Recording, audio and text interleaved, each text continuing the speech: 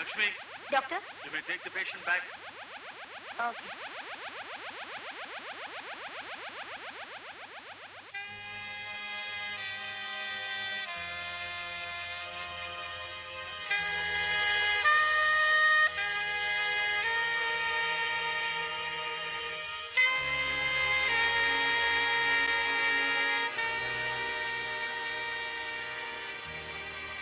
Doctor, அவர் என்ன சொன்னாரு?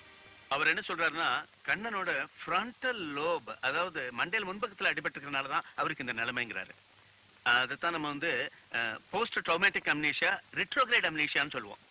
அது சரி டாக்டர், கண்ணனுக்கு மறுபடியும் ஞாபக சக்தி வருமா? அந்த டாக்டர் என்ன சொன்னாரு? அவர் சொல்றாரு, கண்ணனோட லைஃப்ல ஒரு small but serious incident or accident ஏற்பட்டா அவருடைய ஞாபக சக்தி பூராவும் திரும்பறதுக்கு சான்ஸ் உண்டுங்கிறாரு.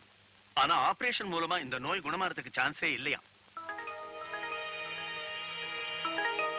லட்சுமி, நீ கண்ணனுக்காக எவ்வளவோ பாடுபட்டிருக்க. ஆனா நமக்கும் மீறின ஒரு சக்தி இருக்கம்மா, அதை யாராலும் மாத்த முடியாது. ஆமா, நீ கண்ணன் விஷயமா இனிமே என்ன பண்ண போற? அவரை பல இடங்களுக்கு கூட்டிட்டு போறேன் டாக்டர். அப்படி போகும்போது அவர் ஏற்கனவே பார்த்த இடங்களா இருந்தா மறுபடியும் அந்த இடங்களை பார்த்து ஞாபக சக்தி திரும்பறதுக்கு சான்ஸ் இருக்கும் இல்லையா? Very good. ஆனா ஒண்ணு, உன் முயற்சியினால அவருக்கு ஞாபக சக்தி திரும்பினா கூட ஆக்சிடென்ட்ல இருந்து இன்னை வரைக்கும் நடந்த சம்பவங்கள் எல்லாமே அவருக்கு மறந்து போயிடும். ஏன் ஒன்னையும் சேர்த்து அவர் மறந்துடுவாரு. நீ அவருக்காக பட்ட கஷ்டங்கள் எல்லாமே அவருக்கு தெரியாம போயிடும். அப்படி அவர் என்ன மறந்தாலும் பரவாயில்ல டாக்டர், கண்ண மறுபடியும் பழைய நிலைமைக்கு வந்தாலே போதும். Lakshmi, I appreciate you very much. நான் வரேன் டாக்டர். ஓகே.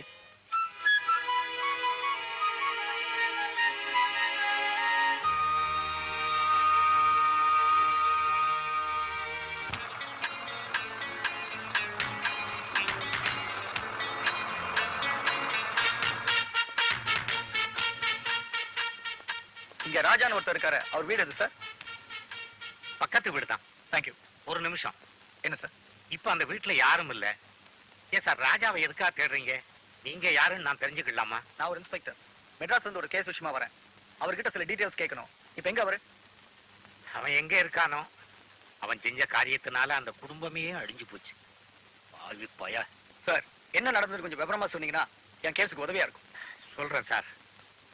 ராஜாவுடைய அம்மா மரகதம் எனக்கு தங்கச்சி முறை வேணும். மரகதத்துக்கு 2 குழந்தைங்க. மூத்தவன் பையன் பேரு ராஜா, 2வது பொண்ணு பேரு கௌரி. நம்பிக்கைக்கு நாணயத்துக்கும் பேர் போன குடும்பம்னு இந்த வட்டாரத்துக்கே தெரியும். 2வது குழந்தை பிறந்ததும் மரகதத்தோட கணவர் காலமாயிட்டார். அதுக்கப்புறம் மரகதம் ராஜாவை கஷ்டப்பட்டு படிக்க வச்சா. குடும்ப பொறுப்பெல்லாம் அவன் தான் பார்த்துக்கிட்டு இருந்தான். ஒரு நாள் ராஜாவுடைய தங்க கௌரிய நிச்சயம் பண்றதுக்காக மாப்பிள்ளை வீட்டுக்காரங்க வந்திருந்தாங்க. ஆடாத அசையாத, அப்பதான் நல்லா வரும். அப்புறம் கோணலும் மணலுமா போச்சுன்னா அதுக்கு நான் பொறுப்பு இல்ல. எவ்வளவு நேரம் கழுத்த வலிக்குது, சீக்கிரம். திரும்ப அடடே, இவ்வளவு அழகா இருக்க, ஏன் கண்ணே போட்டுரும் போல இருக்கு. அதுக்குள்ள நீயே பீத்திக்காத. இரு, கண்ணாடிய பார்த்துட்டு நான் சொல்றேன். பாரு. அண்ணே, பின்னிட்டண்ணே, உண்மையிலே பிரமாதம். உன்னை கட்டிக்க போறவ ரொம்ப கொடுத்து வச்சவ. அப்படியே சமையலையும் கத்துக்கிட்டீனா ரொம்ப சௌகரியம். கிண்டலா பண்ற? இன்னும் எத்தனை நாளைக்கு அவகிட்ட சின்ன பிள்ளையாட்டம் விளையாடிட்டு இருக்க? என்னைக்கு இருந்தாலும் அவ இன்னொரு வீட்டுக்கு மருமகளா வாழ போறவதானே.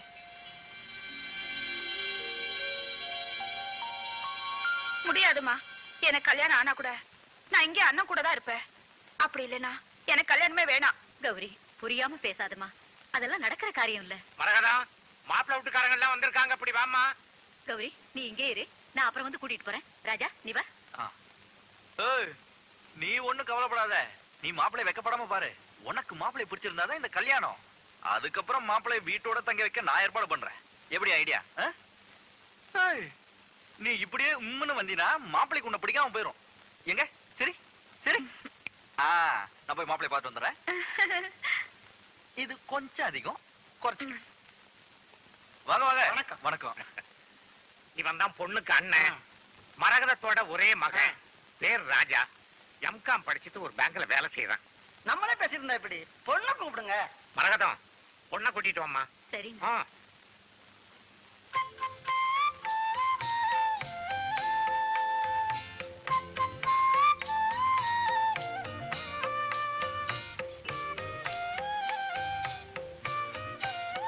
நமஸ்காரம் பண்ணிக்கமா.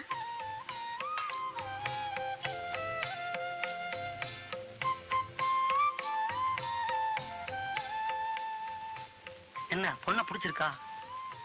எனக்கு பிடிச்சிருக்குப்பா. எங்களுக்கு பொண்ணை பிடிச்சிருக்கு. மத்த விஷயங்களை பேசலாமே. கொஞ்சம் இருங்க, முதல்ல என் தங்கச்சியோட விருப்பத்தை கேட்டு வரேன். ராஜாவுக்கு அவன் தங்கச்சின்னா உயிர்.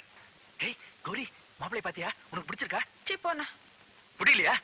இப்ப இப்ப துரத்துறேன். அண்ணா அப்படி சொல்லலண்ணா, எனக்கு வெக்கமா இருக்குன்னு சொன்னேன். அப்போ பிடிச்சிருக்கு.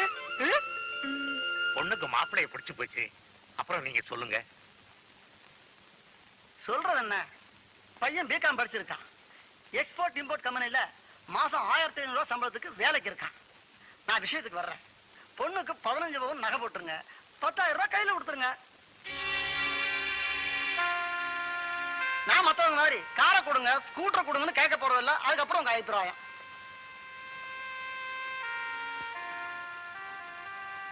என்ன யோசனை பண்றீங்க?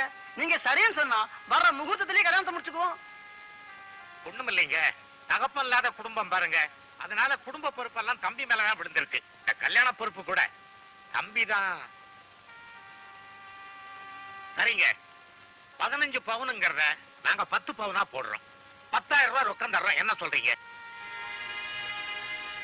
சரிங்க, பொண்ணை பிடிச்சிருக்கிறதுனால இதுக்கு நாங்க சம்மதிக்கிறோம். ஊருக்கு போய் கல்யாண தேதியை குறிச்சு அனுப்புறோம். அப்ப நாங்க புறப்படுறோம். சரிங்க. ஓகேங்களா? வரேன்.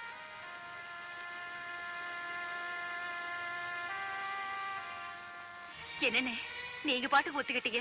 10 பவுனுக்கும் 10,000 ரூபாய்க்கும் நாம எங்கன்னு போறது? ஆமா மாமா, நானே இப்பதான் வேலையில சேர்ந்திருக்கேன். அதுக்குள்ள ஆபீஸ்ல எப்படி லோன் வாங்க முடியும்? தம்பி, இப்ப நம்ம வீட்டுக்கு வந்துட்டு போறாரே மாப்பிளை, அவர் என்ன படிச்சிருக்கிறாரு? பிகாம். நீ என்ன படிச்சிருக்கிற? எம்காம். ஒரு பிகாம் வந்து 10,000 ரூபாய் ரொக்கமும் 10 பவுனும் கேட்கிற போது ஒரு எம்காம் 25,000 ரூபாய் ரொக்கமும் 15 பவுனும் ஏன் கேட்கப்படாது? என்னண்ணே என்ன சொல்றீங்க? எனக்கு ஒண்ணுமே புரியலையே. கையில வெண்ணெய வச்சுக்கிட்டு நெய்யுக்கு அலைய வேண்டாம்னு சொல்றேன். புரியல? முதல்ல உன் மகனுக்கு ஒரு பொண்ணை பாரு. அங்க 25,000 ரூபாய் பணமும் 15 பவுன் நகையும் கேளு. அதை வச்சு உன் பொண்ணு கல்யாணத்தையும் முடிச்சிரு. ஒரே கல்லுல 2 மாங்காய், ஒரே முகூர்த்தத்துல 2 கல்யாணம். எப்படி என் யோசனை? அண்ணா நீங்க சொல்ற யோசனை நல்லாதான் இருக்கு. ஆனா இது அவ்வளவு சீக்கிரம் நடக்கிற காரியமா? பொண்ணு பார்க்க வேண்டாமா? அந்த பணத்துக்கு அவங்க ஒத்துக்க வேண்டாமா? அதை பத்தி உனக்கு என்னமா கவலை? அதை நான் பாத்துக்கிடுறேன். தம்பி, நீ என்ன சொல்ற? உன் தங்கையோட கல்யாணம் நடக்கணுமா வேண்டாமா? சரி மாமா, உங்க இஷ்டம்.